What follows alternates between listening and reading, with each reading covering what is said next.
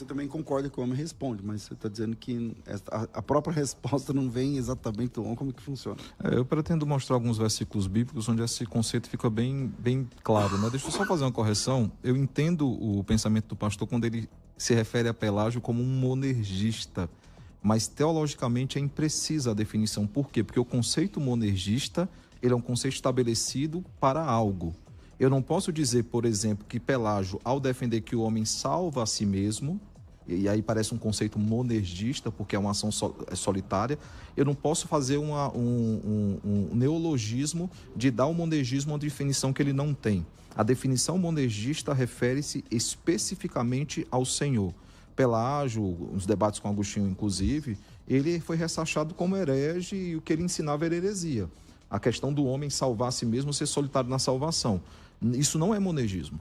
Eu entendo o conceito que quando... É que, do ponto de vista da etimológico. Mas, etimológico é uma coisa, mas é que o monergismo, como tratamos aqui, é um conceito teológico. E dentro do conceito teológico... e dentro do conceito teológico ele tem uma definição muito clara e muito específica sobre algo. Então, assim, eu não posso usar isso. Outra questão também é que a doutrina católica, que é uma doutrina de salvação por obras, uma doutrina até meritória do homem, ela é uma doutrina banhada de pelagianismo. E a perspectiva católica, inclusive, é que Cristo ele consumou uma obra na cruz, e ao consumar essa obra na cruz, ele torna agora possível a justificação de um povo. Então, o que Pelágio, e ele defendia dessa forma, e a doutrina anterior, inclusive a reforma. Por isso, a questão de enfatizar que é somente pela graça, ou a doutrina de Lutero, justificação pela obra somente, é uma resposta à doutrina católica que é pelagiana, que ela defendia isso. Cristo fez a sua parte ao providenciar a possibilidade da adoção. E a partir disso, por meio de obras meritórias ou obras condizentes, o homem ele garante essa justificação pela fé somente. A justificação pela fé por obras, né? Então, assim, quando, por exemplo, e eu não gosto de rótulos, mas quando se trata de arminiano como semi-pelagiano, e ele usou esse termo, é por causa disso, é porque se assemelha muito. Os seguidores de Armínios, a gente precisa lembrar sempre disso. Armínio, ele era calvinista, ele era monergista. Armínios, ele morre antes da grande controvérsia, da discussão em Dort, ele não participa, ele não formula os pontos feitos pelos seus alunos, e a grande discordância de Armínios era uma e somente uma.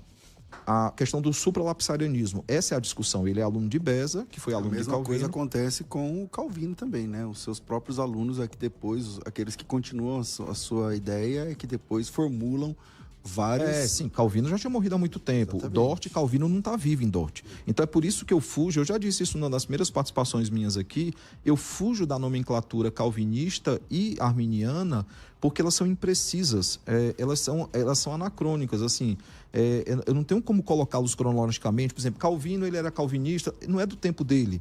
Assim como Armínio também não é do tempo dele. A discussão é monergismo e sinergismo.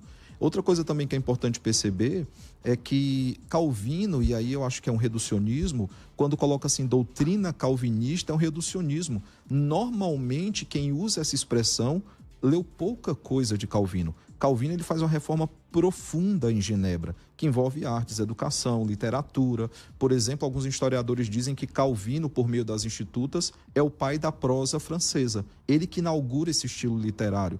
Então, assim, eu fujo dessas questões, mas voltando aqui especificamente, é necessário perceber isso.